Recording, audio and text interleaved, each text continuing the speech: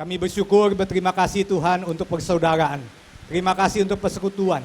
Terima kasih waktu kami boleh beribadah pada Tuhan. Tuhan memberikan kami teman-teman untuk menyanyi. Teman-teman untuk memuji Tuhan. Ada roh Tuhan yang beserta dengan kami, yang membuat kami bisa menyampaikan puji-pujian kami kepada Allah pencipta kami. Hamba berdoa kalau ada tengah-tengah kami Tuhan, teman-teman kami yang belum mengenal Tuhan, teman-teman kami yang jauh dari Tuhan, yang diikat oleh roh jahat. Hamba berdoa di dalam nama Tuhan Yesus, biarlah Tuhan hadir saat ini. Tuhan dengan firman-Mu membebaskan. Tuhan dengan firman-Mu memberikan arah, memberikan jalan. Supaya tahun ini, tahun 2015, tahun kemenangan kami.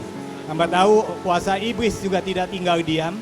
Karena itu hamba mohon supaya kekuatan Tuhan yang menatang kami, yang membuat firman-Mu bercahaya, firman-Mu berbicara, firman-Mu membukakan setiap kami.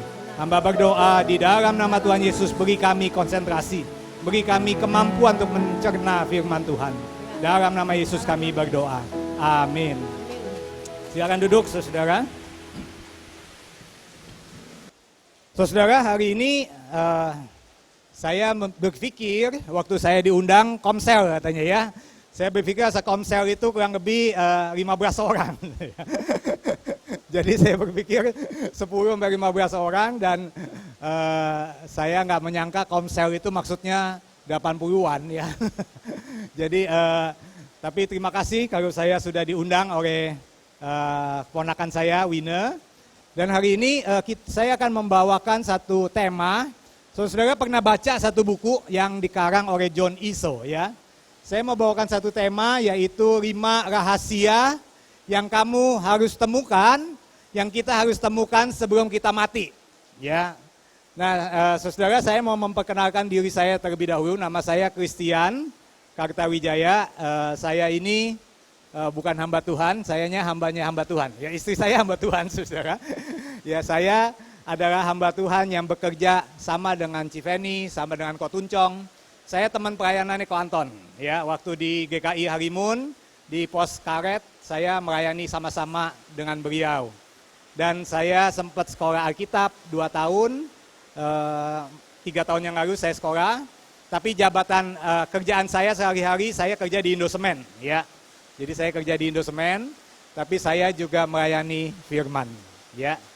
Nah, kita akan coba sama-sama melihat, saudara, satu bagian tentang buku ini ya. Saya mau kita membuka bagian firman Tuhan. Ya, next. Dari Mazmur 90 ayat 10 sampai 12. Mazmur 90 ayat 10 sampai 12.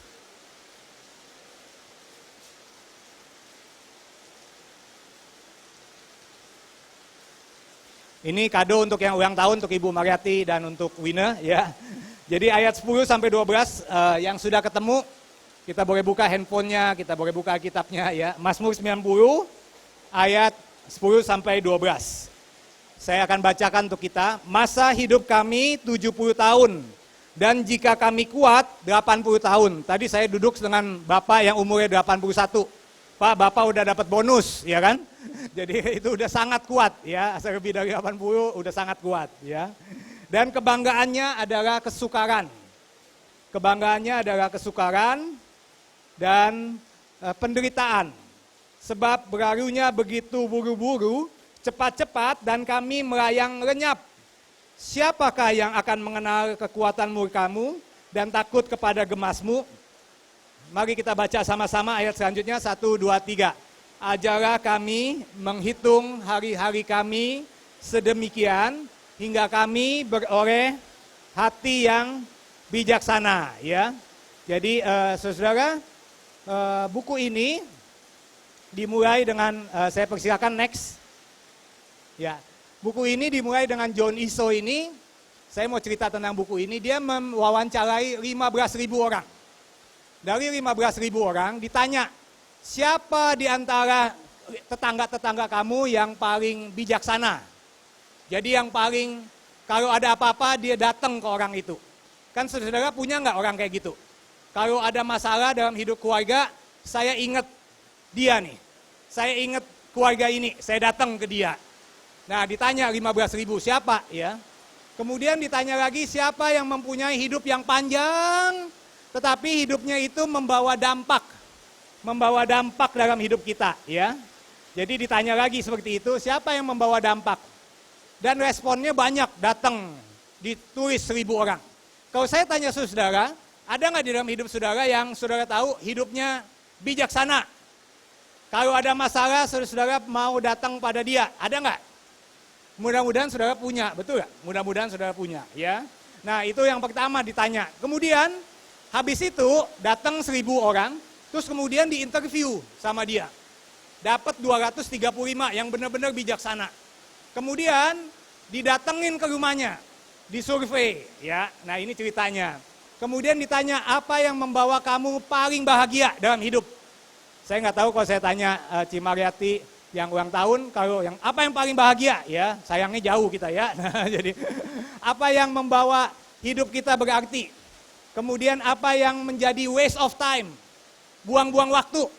Ya, apa yang menurut kamu buang-buang waktu? Pada orang-orang tua ini ditanya nih, orang yang 235. Kemudian ditanya lagi, apa yang mereka akan lakukan berbeda kalau mereka dikasih muda lagi?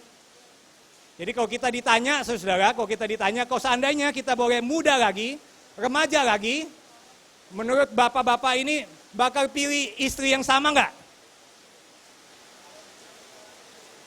Pilih istri yang sama, ya puji Tuhan. Ya, istrinya ada di mana tuh ya tadi ya? Nah ibu-ibu kalau ditanya bakal pilih suami yang sama nggak? Nah itu ditanya seperti itu ya, jadi ditanyalah dia. Kemudian apa yang menjadikan crossroad atau persimpangan jalan dalam hidup. Jadi ditanya lagi, pernah nggak dalam hidup kita ada satu momen kita bingung ke kanan, ke kiri atau lempeng katanya. Ya, nah orang tua ini ditanya pertanyaan-pertanyaan itu, kemudian next. Nah, dia akhirnya menemukan satu kesimpulan besar. Nanti saya akan kasih lihat 5 secret, 5 rahasia. Tapi kesimpulannya apa? Kesimpulannya semua sama, bilang apa? Hidup kita itu sama kayak kita beli susu. Artinya apa? Asal beli susu itu ada expirednya, betul gak? Ada udah rusak, kapan udah rusak? Kadaluarsa. Nah kita tahu nggak bedanya kita sama susu apa? Kita nggak tahu tuh expirednya kapan. Ada nggak tulisan expired di tubuh kita? Nggak ada ya, nggak ada yang tahu. Tapi hanya Tuhan yang tahu expired. Nah kata dia semua sama, dia nggak tahu kapan expired. Kemudian dalam waktu yang terbatas kita punya pilihan. Mau nggak mau saudara dan saya punya pilihan bagaimana mau hidup. Bagaimana mesti hidup. Nah ini yang saya mau share hari ini. Untuk yang ulang tahun Wine dan Cimariati, hari ini saya mau kasih dan teman-teman Komsel ada 5 rahasia yang kita mesti temukan sebelum kita mati. Ya next. Terus next. Nah saudara yang pertama katanya, rahasia yang pertama, be true to yourself. Jujur dengan dirimu. Kata orang-orang tua, dia bilang saya ini menyesal sekali. Gak jujur dengan diri. Kenapa gak jujur dengan diri? Saya gak ikutin panggilan hati saya. Saya hidup ikutin panggilan papa saya. Atau ada yang bilang katanya saya itu kalau dengar orang lain, dia hidup selama ini ikutin apa kata orang. Kalau kata orang ambil kerjaan ini, dia ambil kerjaan ini. Dia gak pernah ikutin hati. Ya, nah katanya dia nggak kenal siapa diri saya. Saudara, banyak anak-anak muda, termasuk anak saya yang baru masuk college. Sekarang dia ada di Wheaton, di Chicago. Dia juga lagi bertanya-tanya, apa ya? Saya ini mesti ngapain, Pak? Terus saya bilang, saya juga nggak tahu. Hidup kamu mau ngapain? Yang kamu mesti tahu, tanya aja sama Tuhan. Betul nggak? Nah, jadi katanya kamu harus menggali. Apa itu? Next. Jadi pertanyaan saya sama saudara, menurut saudara yang sudah lebih senior dari saya, yang sudah umur 50-60 tahun, saudara sudah hidup sesuai dengan yang Tuhan mau nggak? Atau yang masih muda sudah hidup belum sesuai dengan yang Tuhan mau? Apakah hidup saya ini, saya sudah atur supaya hidup saya ini sesuai dengan yang Tuhan mau? Nah, kalau kita mau tidur, saya sering tanya begini. Kalau kita tidur kan capek. Kita tidur nih. Kemudian waktu mau tidur kan kita capek banget. Terus saya sering tanya dalam diri saya gini. Ini good tired atau bad tired? Maksudnya apa? Ini capek yang berguna, atau capek yang nggak ada gunanya? Saudara, saya sering bertanya, untuk apa ya?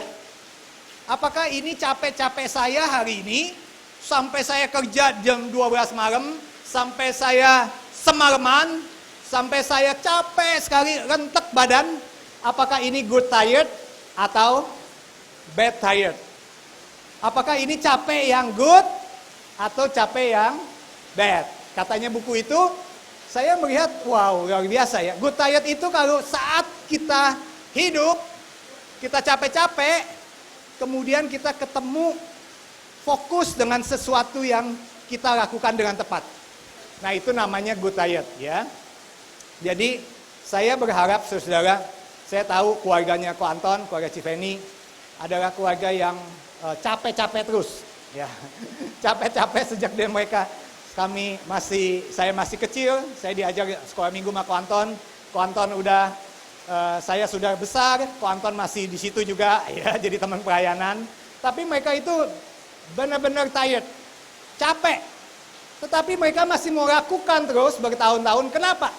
Nah, kita mesti tanya, kenapa? Kalau kita ditanya, saudara yang hadir di sini, kita banyak atur waktu kita, banyak pakai waktu kita untuk yang good tired atau bad tired. Nah, ini yang pertanyaan yang kita harus gumulkan ya. Jadi apakah setiap hari ini saya merasakan good tired? Bagi saudara, bagi yang ulang tahun good tired atau bad tired? Nah ya, apakah Purnama menyiapkan ini good tired apa bad tired ya? Nah, kita sering bertanya untuk apa semua ini? Nah, itu yang harus ditanya pertama, saudara. Yang kedua, next. Jadi saudara, untuk punya good tired, syaratnya satu. Ya, saya ini bekerja saudara setiap hari ngaturin pabrik semen ya. Jadi di Indosemen itu kami punya kurang lebih 20 juta ton semen. Ada 11 pabrik, satu di Kalimantan 12 pabrik. Kemudian setiap kali yang paling susah untuk karyawan saya apa? Dengar petunjuk. Paling susah. Kita bilangin berkali-kali ya. Kalau naik ketinggian, kalau naik sampai 100 meter ke menara, jangan lupa pakai safety belt. Terus jangan lupa untuk nyantorin. Jadi dia pakai nyantorin. Ya, diajarin, di training berjam-jam. Tetapi pas naik ke atas, dia pakai betul gak pakai? Pakai. Tetapi dia nggak nyantorin. Jadi begitu jatuh, dia jatuh meninggal ya kemarin.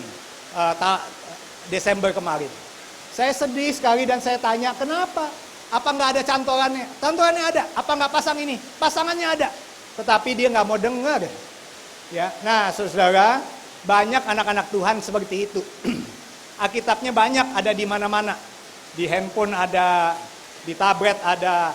Alkitabnya ada 10, mungkin di rumah. Bahasa Inggris ada, bahasa Yunani ada, bahasa Ibrani ada, bahasa Indonesia ada 5, 6. Di WC ada, di mana-mana ada. Tapi masalahnya nggak pernah baca.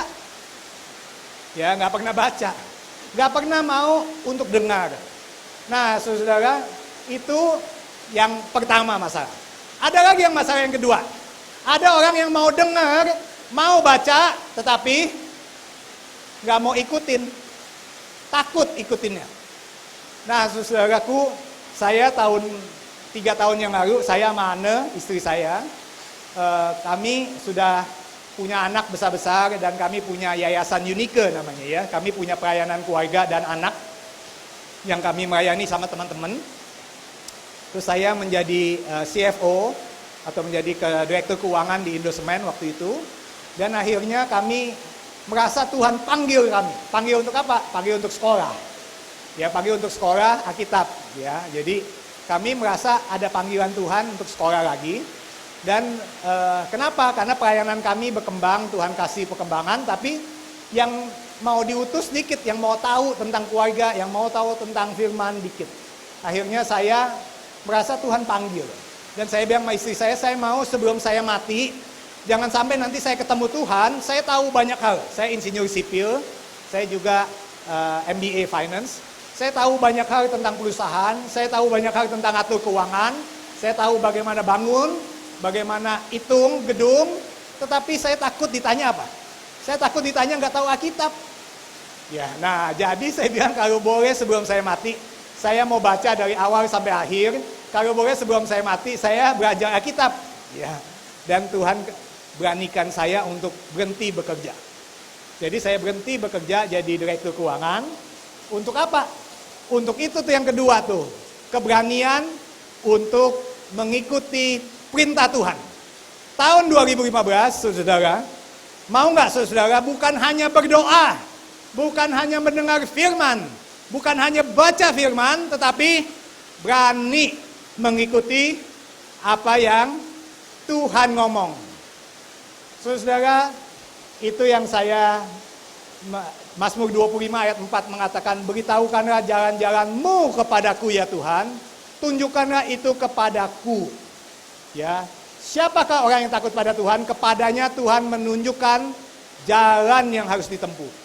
Saudara-saudara, satu kali kami sekolah, ya saya sekolah di Southwestern Baptist Theological Seminary di Dallas, di Texas. Saya sekolah 2 tahunan. Terus kemudian saya berdoa aja, saya bilang Tuhan maunya apa nih abis ini? Apa saya mau jadi pendeta? Apa saya mau jadi penginjil? Apa saya mau jadi kerja full time, yayasan? Kehendakmu jadi. Ya, jadi kami berdua berdoa banyak. Dan waktu itu, waktu berdoa, saya bilang sama Anne, lucu juga ya. Saya berdoa yang nggak ada pendeta yang datang ke saya, ya. Minta saya jadi pendeta tentunya ya. Nggak ada gereja yang datang, bahkan yayasan saya pun nggak berani, ya. Nggak datang, nggak ngomong, nggak minta apa-apa. Yang datang CEO ya. Jadi yang punya perusahaan di Indonesia dari berbagai perusahaan datang, telepon dan suruh saya datang, dan akhirnya ada yang datang ke Dallas dari Jerman. Dan akhirnya saya pulang lagi ke Indosemen dah. Saya ternyata Tuhan kasih saya kesempatan untuk kerja lagi di Indosemen, ya. Tapi memang kerjaan ini kerjaan yang naik sedikit dari CFO jadi CEO-nya. Nah, waktu saya jadi CEO-nya, jadi presiden direktur Indosemen, saya takut sekali. Waktu menjabat itu saya takut sekali dan saya berdoa. Saya kalau pagi-pagi itu saya biasanya bangun pagi jam 5:30, kemudian saya buka jendela atau terus saya bangunin anak, kemudian saya mulai berdoa. Terus habis itu saya mulai baca Alkitab. Dan waktu itu saya bilang, Tuhan, kenapa kok bangun pagi ini? Saya mau masuk ke perusahaan yang sama, tetapi saya takut sekali. Ada rasa takut yang besar. Habis itu datang firman Tuhan dari Mazmur 25 itu. Kepada siapa? Ya, kepada siapa aku menunjukkan jalan? Kepada orang yang takut sama Tuhan. Katanya firman Tuhan dalam bahasa Inggris yang saya baca, I will guide you to the best pathway of your life. Saya akan menuntun kamu ke jalan yang paling the best dalam hidupmu. Dan mataku tertuju padamu, dan saya akan memberitahukan kepadamu setiap langkah yang kamu harus jalani. Wow, saya langsung mengatakan pada Tuhan, saya sambil menangis, saya mengatakan, Tuhan, terima kasih. You are my God. Saya tahu hidup saya itu kadang di atas, kadang di bawah. Kadang diberi kesempatan maju, tetapi yang paling saya takut apa? Waktu Tuhan meninggalkan saya. Saya tanya sama saudara, punya nggak saudara suara itu? Punya nggak saudara setiap pagi ada seseorang, ada Tuhan yang berbicara pada saudara? Masih punya nggak saudara punya antena itu? TV saudara masih nyala nggak? Bukan TV yang saudara nonton, tapi TV di mana saudara menyaksikan Tuhan menjamamu. Masih punya nggak? Apa saudara udah nggak punya lagi? Saudara udah matiin. Saudara udah nggak punya lagi waktu tenang, waktu mendengar. Bagaimana mau ikut Tuhan kalau saudara nggak bisa dengar? Bagaimana saudara tahu jalan kalau saudara nggak bisa dengar? Bagaimana saudara berani melangkah kalau saudara tidak tahu langkahnya? Saudara-saudaraku, itu yang saya mau katakan hari ini. Bahwa yang kedua, Kuncinya adalah berani punya disiplin untuk mendengar firman. Berani untuk mengikutinya. Next lagi. Saudara, secret yang kedua yaitu live no regret. Katanya orang-orang tua itu. Tadi yang pertama apa? Jujur pada dirimu sendiri. Yang kedua, jangan hidup ujungnya menyesal. Jangan sampai, saudara sampai ke ujung, saudara salah percaya. Jangan sampai di ujung, sampai udah napasnya satu-satu, sudah udah menyesal dan sudah tidak tahu siapa yang saudara ikutin. Saya mau memastikan saudara-saudara yang datang hari ini, saudara punya Tuhan yang benar. Tuhan yang menyediakan tempat di surga. Tuhan yang menyediakan tempat bagimu. Tuhan yang mau mati bagi dosa-dosamu. Tuhan yang sudah menebus dosamu. Tuhan yang mengatakan, iya, kamu anak saya. Kamu sahabat saya. Saudara, mari kita melihat yang selanjutnya. Jadi jangan sampai menyesal katanya ya. Jangan sampai kita meninggal, kita ketakutan bukan main, sampai ujung hanya ada mimpi-mimpinya aja yang ditulis. Next. Jadi saudara, katanya nasihat dari 200 orang yang sudah lanjut usia, terkadang kita mesti take more risk. Ambil resiko, betul gak? Terkadang saudara-saudara dan saya yang pedagang, yang pengusaha, yang kerja, saudara-saudara pasti setuju sama saya. Yaitu apa? Setiap hari kita harus ambil keputusan, ambil resiko. Betul gak? Mau buka gereja kayak, buka persekutuan, mau ngadain malam ini saja, tuan rumah pun ngambil resiko. Betul gak? Resiko apa? Resiko diomelin tetangga, ya kan? Ya resiko apa ya? Resiko mau pesta begini pun ada resikonya. Resiko apa? Hujan. Betul gak? Ya, itu resiko namanya ya. Semua pasti ada resiko. Kalau mau mulai dagang, pasti ada resiko. Tapi kata orang-orang tua, jangan sampai ujungnya menyesal. Ya, jangan sampai ujungnya menyesal. Nah, saya sama istri saya 3 tahun yang lalu kami memberanikan diri tinggalin pekerjaan, tinggalin pelayanan, ajak anak saya. Anak saya waktu bulan Mei dibilangin nanti kita akan pergi ke Amerika. Dia kaget. Dia bilang nanti papa uangnya dari mana? Saya bilang sekarang saatnya bersandar sama Tuhan. Terus nanti teman-teman saya gimana? Saatnya bersandar sama Tuhan. Saudara, waktu dia datang ke ke Texas, ya, dia sekolah di sana, 1 bulan sekolah dia anak kaki dua orang ya, 16 tahun sama 12 tahun waktu itu. Yang gede itu datang dan dia nangis sama mamanya dan saya. Dia bilang, saya kesepian. Papa salah nggak sih katanya? Papa salah dengar gak? Kita kesini nih salah nggak? Panasnya saudara-saudara asal di Texas itu panasnya 45 derajat. Jadi kalau namanya panas, benar-benar panas saudara. Kalau kita pergi keluar, AC nggak boleh dimatiin.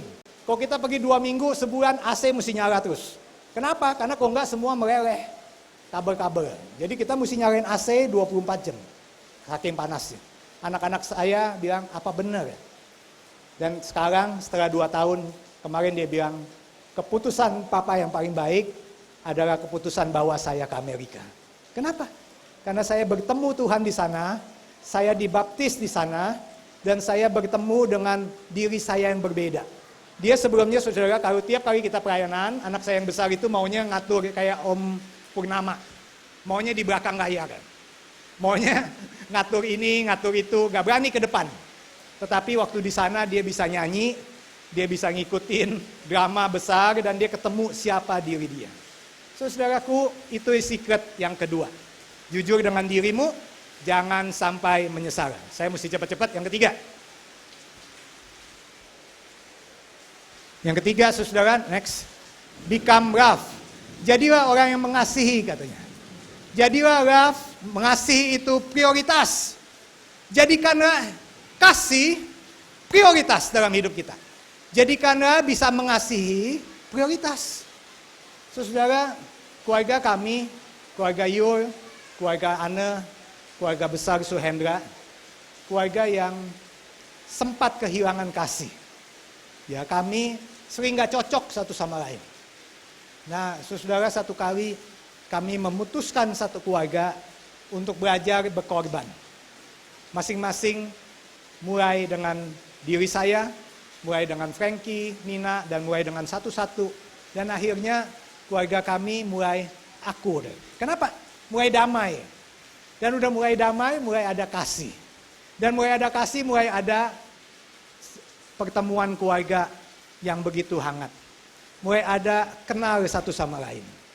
Nah, saudara, saya satu kali saya pernah bekerja waktu tahun 2001, tanggal 20-an Desember, saya lagi negosiasi mau jual Indosemen, ya, jual saham Indosemen. Waktu itu punya Salim mau jual ke Heidelberg Semen Jerman, ya. Saya kerja di Indosemen udah 20 tahun, ya. Jadi waktu itu saya lagi menjual itu. Saya negosiasi, orang Jerman pengen pulang. Jadi negosiasi nggak boleh pulang kalau belum selesai, kalau belum tanda tangan. Jadi kita negosiasi 3 hari, 3 malam terus. Saya waktu malam itu, saya bilang saya mau pulang sebentar, nanti aja besok pagi. Saya lupa, saudara, lupa bawa sopir. Ya, saya lupa bawa sopir, lupa telepon istri. Ya, lupa telepon istri kabarin. Tapi kadang-kadang kita lupa sesuatu. Ya lupa. Nah, saudara, kadang-kadang kita lupa kalau lagi sibuk, kita lupa bilangin orang. Nah, saya sering berpikir begini, mungkin bapak-bapak di sini sama. Saya sering pikir, kalau saya punya janji yang bentrok, siapa yang saya korbanin? Biasanya siapa? Kalau saya janji dengan bos saya, janji dengan klien saya, terus saya janji juga main bola sama anak saya. Ya, atau main catur. Biasanya yang mana yang saya korbanin? Biasanya saya zaman dulu, saya korbaninnya siapa? Ya keluarga. Ya, saya korbanin istri saya korbanin anak-anak saya. Ya. Nah, satu kali ada seorang pendeta bilang sama saya gini, Ting, saya mau bilangin kamu. Dia panggil nama kecil saya. Dia bilang, kamu tuh kalau mau mati, katanya, udah lagi ngos-ngosan, katanya gitu ya, kalau udah ngos-ngosan, kamu panggil siapa, katanya. Apakah kamu panggil bos kamu? Saya mau lihat bos saya terakhir kalinya. Apa kamu panggil, katanya, customer kamu? Saya mau lihat customer saya terakhir kalinya. Apa kamu bilang, coba bawa deposito saya pengen lihat. Ya. Terus apa kita bilang, mana sertifikat tanah? Sertifikat tanah. Ya, enggak. Tapi yang kamu panggil, orang yang paling kamu kasih. Yang paling penting. Yang paling berarti di dunia ini. Siapa, kata dia. Saat itu kita panggil papa, istri, suami, anak. Karena mereka lah yang terpenting. Kemudian pendeta Paul Gunadi mengatakan sama saya, tetapi waktu kamu hidup, apakah kamu membuat mereka prioritas utamamu? Apakah engkau membuat love become the priority? Next. Sikat yang keempat. 5 ya, satu lagi. Live the moment katanya. Hiduplah setiap momen yang dianugerahkan. Kenapa? Karena it goes so fast. Semua cepat. Berlalunya dengan terburu-buru. Seperti Mazmur 90 katakan. Semuanya lewat dengan cepat. Lewat begitu saja. Pada waktu saya muda, katanya saya pikir 50-60 tahun itu lama banget. Tetapi sekarang udah gocap. Ya. Oh 62 lah cap malahnya. Ya. Ternyata ABG itu cepet, anak baru gocap, betul gak ya? Saya bilang sama istri saya, tahun depan gocap, saya bilang ya. Ya. Ternyata 50 itu yang kita pikir it all goes so slow, nggak slow lagi, betul gak? Goes so fast. Saya bilang sama istri saya, ternyata punya anak tuh, waktu anak dulu masih kecil, anak pengen main bola, saya nggak punya waktu, ya kan? Anak pengen main basket, saya nggak punya waktu. Sekarang udah tua, ya, saya punya waktu, anaknya nggak punya waktu. Ya, kenapa? Karena goes so fast. Banyak orang tua yang kehilangan hikmat, dia nggak pakai waktu yang diberikan Tuhan, dan semua lalu dengan cepat. Dan waktu sudah lihat ke belakang, apa arti hidupmu? Hidupmu sama seperti uap yang sekarang ada, besok lenyap.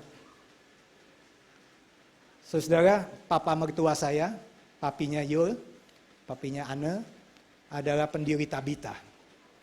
Waktu dia muda, dia punya kerjaannya bikin furniture, punya tukang kayu banyak. Karena dia pengusaha, dia lihat, terus dia juga melayani kedukaan.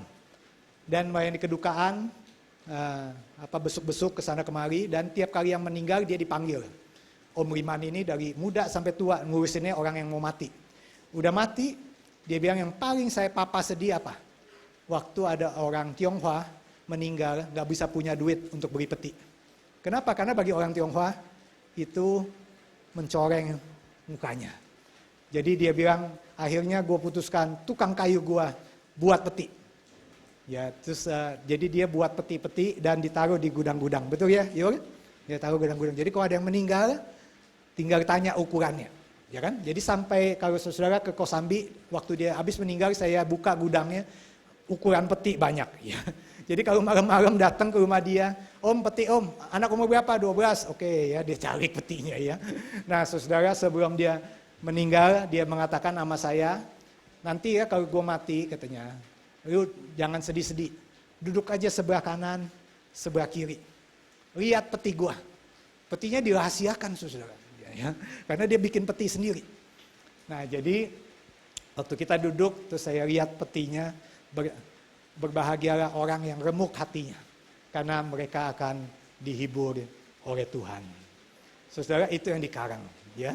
Nah ya, Tuhan dekat dengan orang yang remuk hatinya. Ya Tuhan dekat dengan orang yang remuk hatinya. Saudara itu yang dikasih. Saya bilang sama istri saya, si papi itu sampai mati pun dia masih menghibur orang yang datang ke dukaan, ke rumah duka dia. Saudara, itulah live the moment. Hidup, kalau Tuhan kasih momen ini, saya lakukan ini, lakukan. Ternyata yang dia lakukan yang kecil itu, sekarang Tabita menjadi satu yayasan yang membawa berkat bagi ribuan orang. Ya, itu luar biasa bagi saya, live the moment. Next, terakhir, selanjutnya. Jadi hidup seakan-akan hari ini hari terakhir. Waktu bisa kita melihat matahari terbenam. Dan waktu besok kita wake up, kita bangun, kita bilang bersyukur sama Tuhan. Saya punya satu hari lagi. Next. Saya nggak punya waktu. Ya. Nah saudara, secret yang terakhir. Give more than you take. Memberi lebih banyak daripada diberi.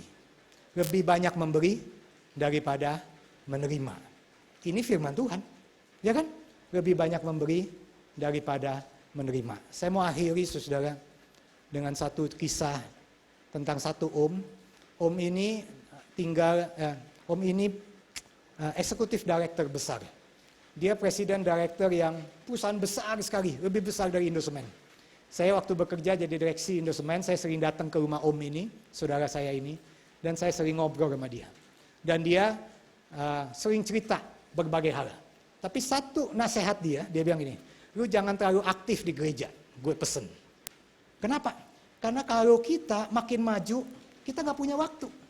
Lebih baik kita jangan aktif di gereja katanya. Kita datang ke gereja yang besar, yang gak ketahuan namanya. Jadi kalau datang terus pulang katanya. Kenapa? Karena kok makin banyak ketahuan, apalagi kok kita punya. Nanti diminta ini, minta itu, minta ini, minta itu katanya. Ya. Dia bilang begitu saudara ya. Dia bilang, gue kasih lu petunjuk. Terus saya cuma ketawa-tawa aja, saya bilang, nggak gitu dah om, ya, nggak gitu dah. Terus saudara yang menarik apa? Waktu saya hadir funeralnya di Cikini, hanya dia buka, dia sewa 2 apa 3. Yang datang saudara, cuma 1. Jadi yang lain masih kosong.